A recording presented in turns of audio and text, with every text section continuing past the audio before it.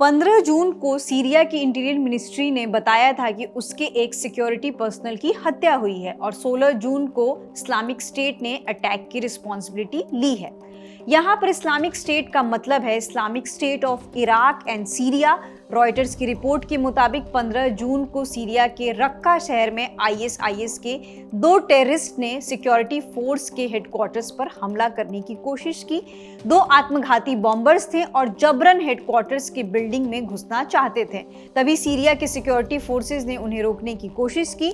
उसी बीच मुठभेड़ की शुरुआत हुई जिसमें एक टेररिस्ट को मार गिराया, दूसरे टेररिस्ट को भी चारों तरफ से घेर लिया गया, जिसके बाद उसने अपने शरीर पर बंधे हुए बम का विस्फोट करा दिया। इस तरह से सीरिया की सिक्योरिटी फोर्स एक बड़ा हमला रोकने में कामयाब रही, पर इन सब के बीच उनके एक सिक्योरिटी फोर्स के एक मेंबर की मौत हो गई। अब जानते हैं Islamic state of Iraq and Syria, in short ISIS क्या है। ये एक अंतर्राष्ट्रीय आतंकवादी संगठन है। इस ऑर्गेनाइजेशन ने दुनिया के कई जगहों पर आतंकी हमले किए हैं या अटैक करने के लिए इंस्पायर किया है। इसका मेन बेस इराक और सीरिया में है। 2014 के आसपास इसने इराक और सीरिया के आसपास एरियाज पर कब्जा कर लिया था और उसे इस्लामिक स्टेट घोषित कर दिया था। आईएसआईएस पर 2015 की पेरिस अटैक, 2016 का ब्रुसेल्स अटैक जैसे हमलों का आरोप है। अब जानते हैं कि आईएसआईएस का सीरिया में क्या इम्पैक्ट है। सीधे शब्दों में आईएसआईएस सीरिया में क्या चाहता है। न्यूयॉर्क टाइम्स की रिपोर्ट के मुताबिक वो सीरिया में फिर से इस्लामिक स्टेट बनाना चाहता है।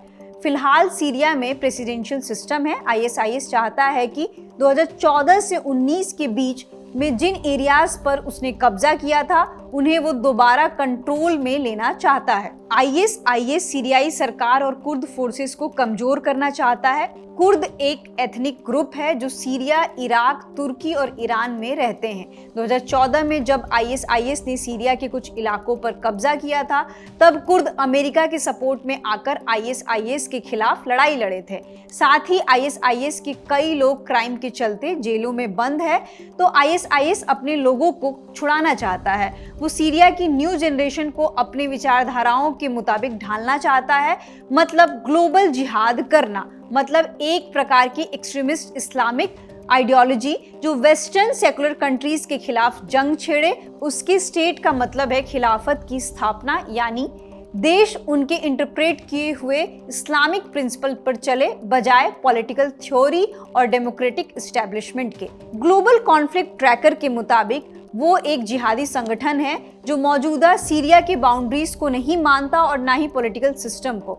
फिलहाल इस खबर में इतना ही। आगे इस बारे में जो भी अपडेट्स आएंगे हम आप तक पहुंचाते रहेंगे। शुक्रिया।